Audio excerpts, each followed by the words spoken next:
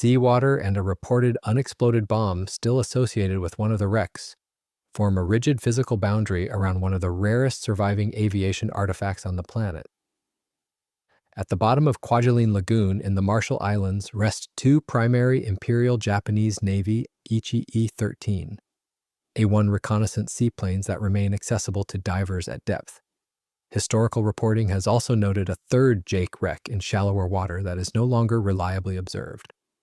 Known to the Allies as Jakes, these aircraft operated from the active seaplane base at Ebeye Island. Today, they present a highly specific forensic challenge to aviation archaeologists. The overarching objective is to visually document and prove the exact model variant of both submerged airframes to establish an intact dimensional reference. However, investigators operate under an absolute zero-touch mandate. Any physical extraction would require explicit authorization under local heritage and permitting rules, and it remains effectively off the table here, both because of the site's protected status and because unexploded ordnance makes disturbance procedurally unsafe. The aircraft must be surveyed exactly as they rest on the sandy seabed. The first aircraft, designated Jake No. 1, lies approximately 800 feet west of the Ebeye cargo pier. It rests completely upside down at a strict depth of 130 feet. The geometry of the site creates immediate operational hazards. Heavy traffic passes directly overhead, and the wash from large hulls repeatedly lifts fine lagoon sediment off the bottom. Visibility can collapse into a silt out with little warning, so the team has to move as if the wreck is surrounded by tripwires. Perfect buoyancy, controlled finning, and no contact with fragile aluminum, especially with suspected unexploded ordnance in play. The second aircraft, known as Jake No. 2, provides a different set of physical constraints. Located over half a mile offshore, this wreck rests at a depth of 129 feet. Unlike the first aircraft, Jake No. 2 sits upright on the lagoon floor, although investigators note it is heavily canted and propped at a severe angle by debris hidden beneath the fuselage. The discovery timelines of the two sites highlight the difficulty of locating specific targets in this marine environment. Investigators first identified the upside-down wreckage of Jake No. 1 in 1998. It required another 11 years of sporadic searching before the upright airframe of Jake No. 2 was finally located in August of 2009. Operating at these depths places the survey teams at the absolute edge of standard atmospheric diving limits. The 130-foot mark represents a physiological wall with no decompression time that can be on the order of 10 minutes, often less in real-world conditions, before mandatory decompression stops become necessary. This rigid time constraint forces surveyors to prioritize their documentation targets long before they enter the water. They cannot afford to loiter or casually inspect the aircraft. Every descent must be a carefully choreographed strike to gather specific geometric data, measure strut placements, and verify external armament without ever breaking the plane of physical contact. The sheer isolation of the wrecks serves as a protective barrier against casual interference, yet the environment itself is deeply unforgiving. The seabed at Ebeye Island is composed of fine, pale sand that reflects the limited ambient light, offering just enough contrast to outline the dark, encrusted shapes of the single-engine seaplanes. The primary difficulty lies in separating verifiable historical fact from the degraded state of the wreckage. The baseline documentation confirms that both aircraft are Aichi E13A platforms, but confirming the exact subvariant requires observing minute structural details that are heavily obscured by 8 decades of marine growth. Investigators must carefully cross-reference their archival blueprints with the distorted metal resting in the sand. Every missing panel, every twisted strut, and every intact glass frame provides a data point to reconstruct the final configuration of the aircraft. Because the airframes are heavily shattered and actively armed, physical extraction is entirely off the table. Investigators are left with a single, highly constrained path forward. They must extract the required dimensional data from the lagoon floor using nothing but cameras and disciplined observation. With zero physical recovery permitted, how do investigators definitively prove the identity of heavily degraded upside-down wreckage in a severely compromised visual environment? The catastrophic damage that forces these aircraft to remain on the sea floor is the exact same damage that sent them there in the first place. During the pre-invasion strikes of 1943 and early 1944, United States carrier-based aircraft systematically targeted the Ebeye seaplane base. Heavy machine gun fire from attacking fighters shredded the thin aluminum skin of the Japanese reconnaissance planes as they sat at their mooring buoys. The incoming .50 caliber rounds easily punched through the fuselage, wings, and floats, instantly destroying both the aerodynamic and watertight integrity of the aircraft. A heavy caliber round striking the thin metal of a pontoon creates a jagged entry hole and an even larger exit wound, allowing seawater to rapidly flood the internal buoyancy chambers. The seaplanes immediately began taking on water, triggering an irreversible loss of positive buoyancy. This total structural compromise presents an insurmountable barrier to any modern recovery attempt. Investigators evaluating the wrecks for potential lift operations immediately recognized that the hulls are riddled with bullet holes. Attempting to attach lifting straps or spreader bars to an airframe riddled with heavy caliber damage would simply result in the metal tearing apart under its own submerged weight. The original structural strength required to survive a crane extraction no longer exists. The forensic evidence of this violent sinking is clearly visible on Jake No. 1. The entire tail section of the aircraft is completely missing, but the exact cause remains uncertain, consistent with combat damage, breakup during the sinking sequence, and long-term collapse on the lagoon floor. A distinct forensic signature unites both wreck sites and further complicates any theoretical recovery plan. Neither aircraft retains its complete set of twin landing floats. Jake No. 1 has a single detached float lying 30 to 50 feet away from the main fuselage. Jake No. 2 is missing one float entirely, while the other remains wedged directly underneath the upright aircraft. This universal separation is likely linked to the forces acting during the sinking sequence. As the perforated airframe fills with water and begins its descent, the large pontoons can briefly retain trapped air. That residual buoyancy can load the connecting struts and wire bracing in opposing directions until weakened joints fail. In other cases, impact, combat damage, and later corrosion can also contribute to floats separating from the main structure and settling apart from the fuselage. The shattered condition of the airframes is not the only hard barrier preventing extraction. Surveyors at Jake No. 1 also flagged a fully armed unexploded bomb reported near the airframe's bomb rack, an 80-year-old explosive with unknown stability. That single hazard turns the underside of the wreck into a standoff zone. Any attempt to thread slings near the wing root or the bomb shackle would flirt with a lethal trigger. The combination of a structurally destroyed fuselage, detached buoyancy components, and live ordnance dictates a rigid operational reality. The wrecks must be worked in place. Any lift attempt would either tear the airframes apart under their own submerged weight or introduce a catastrophic disturbance near the weapon. That leaves one admissible path: capture the proof on the lagoon floor inside the same narrow bottom time window that governs every dive. At 130 feet, the physiological clock is unforgiving. Minutes spent hunting for evidence become minutes paid back in decompression, and that trade grows harsher with every delay. There is no room to hover and think, only to execute, capture, and move. And at Jake No. 1, the environment above punishes that countdown even further. This time constraint is heavily compounded by the severe environmental hazards surrounding Jake No. 1.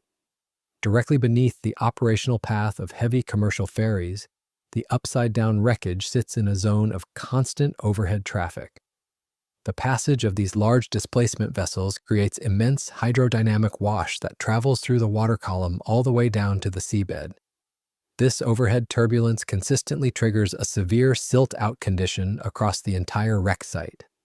The fine, pale sand of the lagoon floor is lifted and suspended, completely erasing the already limited ambient light. Once in the water column, these microscopic particles reflect the artificial video lights carried by the dive team, effectively blinding their camera sensors. Surveyors must navigate this low visibility zone and execute a precise zero-touch mapping sequence without the benefit of clear sightlines. A single misplaced fin kick by a surveyor will instantly ruin the visual field for the entire team, forcing them to abandon the dive and waste their narrow depth window. Jake No. 2 presents a completely different spatial challenge for the investigators. Farther offshore, the airframe sits upright but badly canted, propped at a severe angle by debris hidden beneath the fuselage. That posture forces a fast, accurate map of the debris geometry, distances and headings between the central fuselage, the wedged float beneath it, and any scattered wing fragments nearby. The team has to build that spatial relationship without dragging lines, tools, or hands across fragile metal. Instead, they lean on non-contact scaling, calibrated laser spacing, floating scale bars held off the structure, and repeatable camera lanes to lock measurements while staying clear of the wreck. To overcome these combined depth and visibility barriers, the team turns the aircraft into a plan before anyone enters the water. The wreck is divided into quadrants on the surface, and each diver is assigned a single lane and a single purpose. One drops on the forward cowling and canopy framing, another goes straight to wing roots and external stores. The point is parallel capture, not wandering coverage, so every second on the bottom produces usable geometry before the ascent becomes mandatory. Investigators must definitively prove the exact variant of these sunken reconnaissance aircraft without ever touching a data plate or recovering a single piece of physical evidence. Proving a specific model usually requires hauling a serialized component to the surface and scrubbing away decades of marine growth to read the stamped manufacturer codes. Because this forensic standard is prohibited at Ebeye Island, the dive teams rely entirely on a strict visual identification anatomy to build their case. This method requires the surveyors to treat the exterior of the airframe as a checklist of highly specific geometric configuration clues. By cross-referencing the structural components that are clearly present against the components that are demonstrably missing, investigators establish an irrefutable identity profile for the wreck. This process demands immense underwater discipline, as the divers must constantly maneuver around severe physical constraints to get their camera lenses into the correct geometric plane. To positively identify the aircraft as the Aichi E13A1 Model 11 variant, investigators focus on 3 specific anatomical markers that survived the sinking. First, the team must examine the forward engine cowling and the remaining propeller hub. The standard configuration for this specific Aichi variant lacks a propeller spinner entirely, leaving the central mechanical hub of the propeller assembly exposed directly to the water. Surveyors meticulously document this bare hub to rule out later models or different manufacturer types that utilized aerodynamic spinners over their radial engines. Second, the investigators must verify the exact arrangement of the float attachment points. The Model 11 utilizes a highly specific network of float bracing wires to stabilize the massive pontoons against the aerodynamic stresses of flight and the hydrodynamic shocks of landing. The dive team systematically searches the shattered wing roots and the single attached float strut on the upright wreck to locate the exact anchor points for these high-tension wires. Finding these specific structural mounts confirms the early production configuration of the airframe. Finally, the surveyors must confirm the total absence of surface search radar antennas. Later variants of the aircraft were factory-equipped with distinctive radar antenna arrays mounted on the wings and along the aft fuselage. Documenting clean wing surfaces without those arrays supports the earlier Model 11 designation. Acquiring this conclusive video evidence forces the surveyors into extreme proximity with the reported unexploded bomb on the upside-down airframe. The approach becomes pure standoff discipline, controlled buoyancy, deliberate lighting, and rehearsed camera lanes that keep divers and gear clear of the rack area while minimizing silt. With bottom time collapsing, they take what geometry they can, bare hub, bracing mounts, and clean wing surfaces, then leave before the sight goes blind. That is enough to close the identification. Now the question shifts from what these aircraft are to what, if anything, can be done for them next. The decision to leave the Aichi E13A1 wrecks exactly where they rest on the lagoon floor represents a deliberate procedural trade-off between intact underwater preservation and immediate physical destruction. During the Second World War, the Japanese aviation industry completed a total production run of 1,418 of these long-range reconnaissance seaplanes. Despite this high manufacturing volume, the survival rate of the aircraft into the modern era is severely compromised. Today, fully restored, complete examples on land are extraordinarily rare. A recovered Type 0 reconnaissance seaplane airframe has been displayed in Japan, but most surviving material above the surface consists of partial wreckage, crushed fuselage sections, and severed wing panels rather than museum-perfect aircraft. This extreme global rarity forces investigators to treat the two Ebeye Island wrecks not just as localized debris fields, but as the definitive dimensional references for the entire aircraft type. The choice to designate these underwater sites as survey-only protected boundaries ensures the survival of the last complete structural geometries on record. The original engineering specifications of the aircraft highlight exactly what is being preserved in the lagoon. The seaplane features a massive wingspan of about 47 feet 7 inches, paired with an overall fuselage length of about 37 feet 1 inch. This substantial aerodynamic footprint was mathematically required to lift the heavy fuel loads necessary for deep ocean patrols. Powered by a Kinsei 14-cylinder radial engine producing roughly 1,060 horsepower for takeoff, reported up to about 1,080 in some ratings, the aircraft boasted a maximum flight endurance of about 15 hours. This loiter time allowed the seaplane to project a maximum operational range of roughly 1,300 miles across the Pacific Ocean. To safely lift a structure of this immense size, engineers would normally require heavy spreader bars and complex rigging systems to distribute the load across the main wing spars. However, the presence of active explosives completely overrides any standard rigging logic. The aircraft was designed to carry a maximum bomb or depth charge load of 551 pounds. Because one of the wrecks still retains a live weapon mounted on a wing rack, unexploded ordnance hazard control parameters forbid any lifting straps from passing near the wing root or the center of gravity. Attempting to maneuver heavy salvage equipment around an armed payload of this size would guarantee a kinetic impact. The resulting detonation would likely shatter and deform what remains of the fragile aluminum structure, destroying the precise geometric data that makes the site historically valuable in the first place. By consciously abandoning any plans for physical extraction, historians secure a complete, albeit submerged, blueprint of the aircraft. The wrecks serve as an unparalleled three-dimensional reference. Marine archaeologists can measure the exact spatial relationships between the massive engine mounts, the tandem enclosed cockpit canopy framing, and the internal bomb bay structures. Surveyors can observe precisely how the 47-foot wing integrates with the fuselage under actual operational conditions, providing critical engineering insights that simply cannot be extracted from the isolated aluminum fragments stored in surface museums. The undisturbed wrecks provide the only cohesive structural narrative for the entire wartime fleet. This outcome represents a calculated success for the survey teams. They successfully identified the exact variant and mapped the dimensional layout without triggering a catastrophic failure or violating the integrity of the site. Leaving the aircraft resting in the sand honors the war grave protections mandated by the local government while simultaneously preserving the highest fidelity physical record of the airframe in existence. The decision to abandon physical recovery preserves this invaluable physical geometry for now, but subjects the thin aluminum to a different kind of slow, unstoppable destruction. The very environment that protects these rare airframes from human interference is simultaneously consuming their structural integrity on a microscopic level.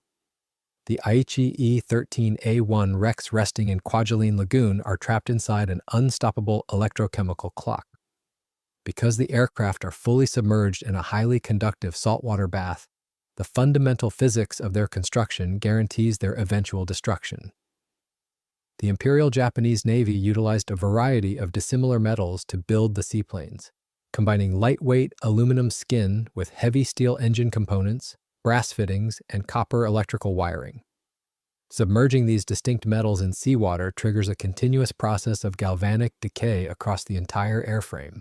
The salt water acts as a massive electrolyte, allowing electrons to constantly flow from the less noble aluminum components toward the more noble steel and brass parts. This relentless electrochemical transfer actively strips material away from the aluminum skin and the internal structural ribs, dissolving the primary framework of the aircraft directly into the surrounding ocean. This structural deterioration is a relentless reality that is extremely difficult to arrest in situ, even though corrosion can be mitigated in theory under controlled conditions. In a traditional terrestrial museum recovery, conservators would immediately place the retrieved wreckage into controlled freshwater baths to halt this exact galvanic process, eventually treating the metal with specialized corrosion inhibitors. However, the presence of the live explosive payload and the strict legal protections surrounding the site completely prohibit any physical conservation efforts. Under the site's current no-contact practice, safety constraints, and permitting limits, no physical intervention, such as installing sacrificial anodes or adding structural bracing, is authorized. The dive teams and historians are forced into a position of passive stewardship. They must watch as the very geometric data that makes these sites historically invaluable is slowly erased by the ocean environment. Despite this ongoing loss of mass, the two submerged wrecks continue to serve a critical function for the aviation historical community. They do what scattered museum fragments cannot. They preserve complete geometry and context, with engine mounts, tandem cockpit framing, and aerodynamic surfaces still relating to one another in 3 dimensions. Elsewhere, the aircraft survives as isolated panels and crushed debris. Here, the relationships are still readable, if only for now. To preserve that data before corrosion deforms it, modern surveyors rely on advanced digital photogrammetry. By continually updating their visual mapping of the debris fields, researchers build high-resolution 3-dimensional models that lock today's geometry into the record. This digital conservation strategy acknowledges that the physical aircraft are living on borrowed time. As the aluminum structure continues to thin out over the coming decades, the internal load-bearing capacity of the fuselage and wings will eventually drop below the threshold required to support their own submerged weight. The structural stringers and bulkheads that form the shape of the aircraft will simply dissolve until they snap under the load. When that structural threshold is finally crossed, the remaining intact sections will inevitably collapse into the sand, permanently altering the physical profile of the wrecks. The ongoing surveys become a procedural sprint against corrosion, extracting every possible configuration detail before gravity and decay trigger the final structural failure. Because no cutting plan, lifting sling, or stabilization container can ever be utilized on these specific airframes, the high-definition digital models must fully replace the traditional physical museum exhibit. As long as the structural integrity holds, these aircraft serve as the definitive global reference, yielding their final geometric data until the lagoon claims them completely.